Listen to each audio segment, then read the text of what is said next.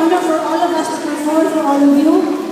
And this is for the benefit of so many activities of the Lady of Lady of Lourdes. And sana po, yung pong ginawa natin concert this evening would be able to help a lot of people. And sana po, wag po kayo magsasawa na tumulong sa ating simbahan. Maraming salamat po. This is all for the Lady. Sing it, beautiful.